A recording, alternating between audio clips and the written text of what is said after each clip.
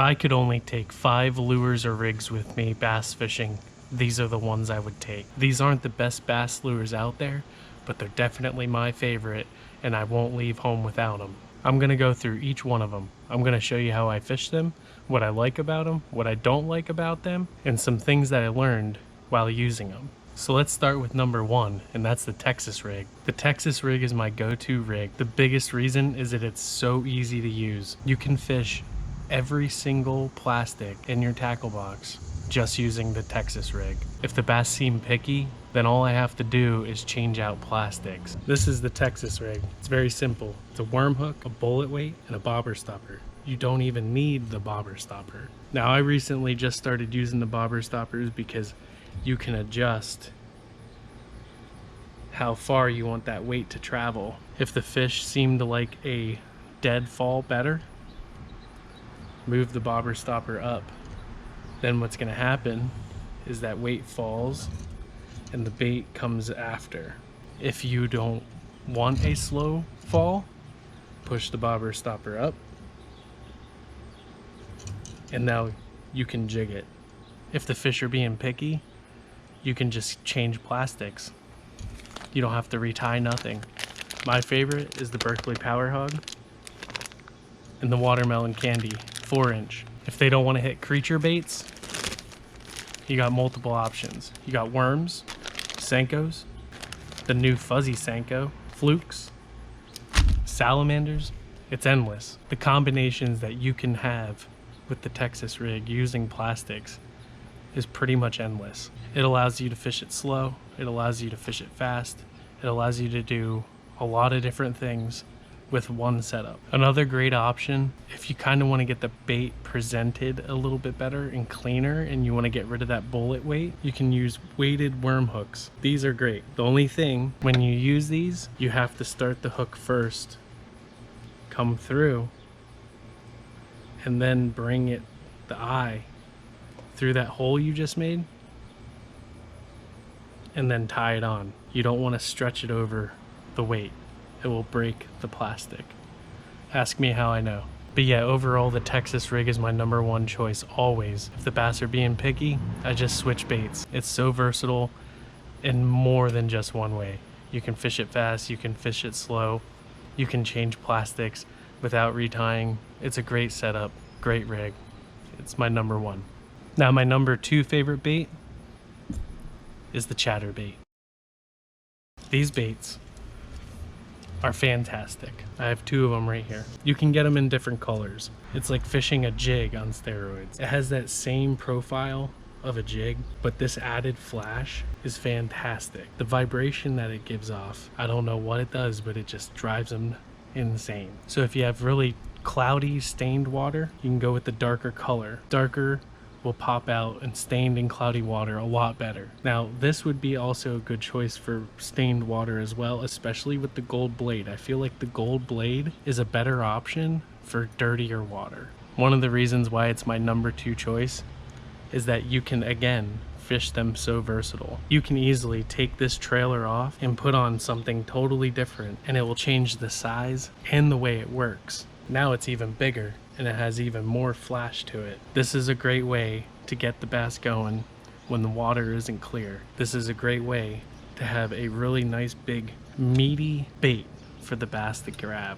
You can fish this fast like a crankbait, and you can also fish it like a jig where you're jigging it, you're feeling the blade flutter and then letting it fall. I've caught them both ways, steady retrieves in and jigging them up and down. That's why the Chatterbait is my number 2.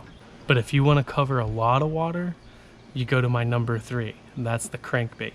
I really like crankbaits when bass seem to want a moving bait.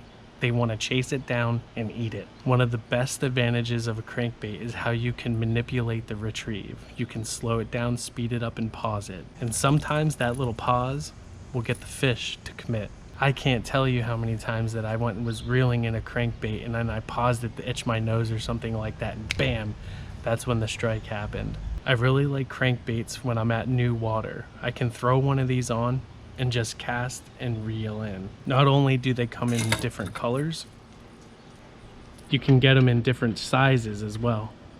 You can get square bill, round bill, depending on the size of the bill, will tell you how far they're actually going to dive in the water. Square bills are classically known to be able to avoid snagging. They'll still snag, but it's decreased. It's specifically designed for it to hit stuff and deflect off of it. But typically, a square bill about this size will probably dive about 3 to 5 feet. Then you can get deeper diving crankbaits, and these will go close to 8 to 10 feet. There's so many out there, you'll never have trouble trying to figure out what you want. The only problem is you're going to end up with a lot of them, because there's a lot of different sizes, shapes, and they all do different things. That might be one of the downfalls, is that you'll have too many of them and you won't know what to do with them. The reason why it's number 3 is because I don't get as many bites as I do with the Texas rig and the Chatterbait. So that's kind of why it sits at number 3 on my list, but they're always in my bag. So now we went from Texas rig, Chatterbait, and crankbait. I'm going to go on to my number 4 best bait, and I probably don't fish it enough, and that is jigs, jig heads with soft plastics. So now what I mean by that is you can do a Ned rig with a jig head and a little TRD on the back, or you can go to a full-size jig. Now, my problem is if I had the choice between this and this, I would always choose this. But here's the catch. Sometimes the fish don't want the flutter. Sometimes they want a silent bait. Sometimes they want to see it and react to it. And that's why these are number 4, is because I don't fish them nearly as much, but they do catch fish, especially this. This is deadly, especially when the fish are very finicky. You need to finesse them. They don't want a lot of movement. They don't want a lot of sound from the chatterbait. They don't want a big bait. They want to do very minimal work for an easy meal. Ned rig, fantastic. But there's a lot of different jigs that you can fish with. You got the Ned rig, you got the shaky head. These two are finessing. These are fantastic options for jigging. You can even just throw on a little minnow and bounce it through. It all depends on what they want. I would say one of the added benefits of using a jig like this is the added weed guard that they have here. I really like to cast these down, let them hit the bottom, and then just little hops off the bottom, especially in rocky areas. In rocky areas, this will mimic a small crayfish. But definitely as we transition to fall and winter, the jig is going to be a really good option for me, especially if the bass decide that they want to stay deeper. I can use my fish finder, watch this float down on my fish finder, and keep it in the strike zone a little bit longer. This is a great way to do that kind of fishing. And finally, we're going to the surface. So right now, this next bait is probably one that I've been using the absolute least this summer.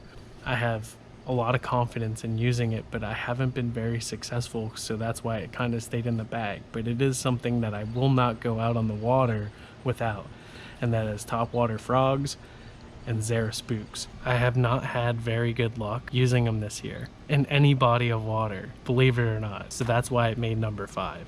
But it is one of my favorites to fish. It just doesn't always produce. It's very time sensitive, meaning you're gonna wanna fish them in the morning or the evening. But regardless of me not catching them this year on topwater, a topwater bite is the coolest thing in bass fishing.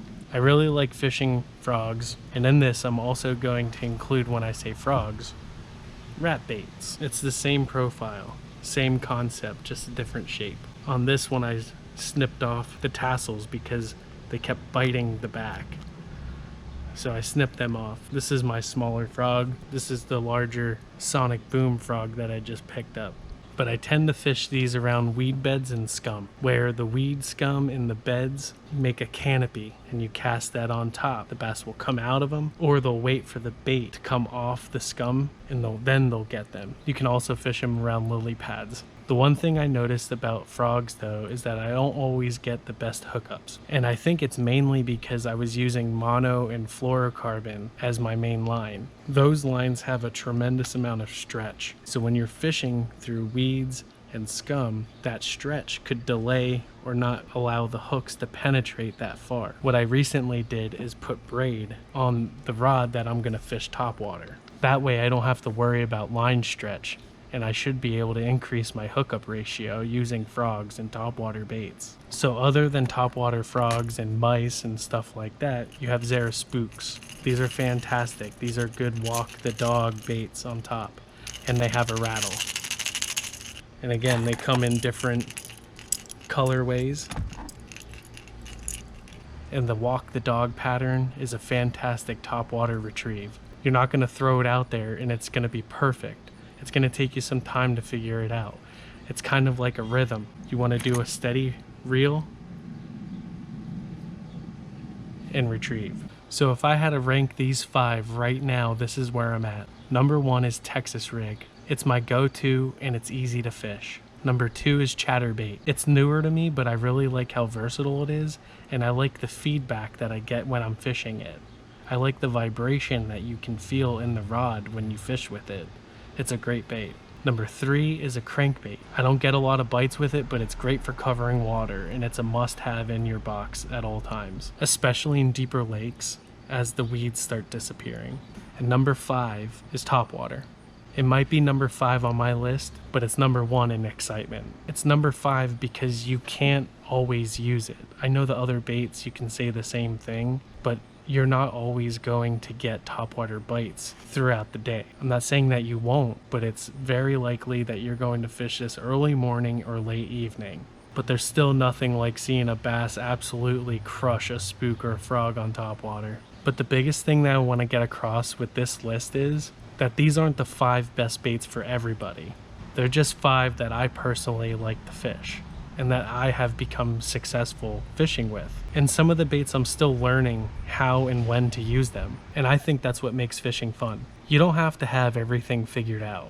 You can try something new and learn what you like. Just keep improving every time you get out on that water. That's really what I want Fin Tuition to be about. I'm not here pretending I have everything figured out. I'm learning right along the way. And I want to share those experiences. Hopefully this video gave you some new ideas and tips and tricks to try when you're out on the water. And like always, fish on, take care.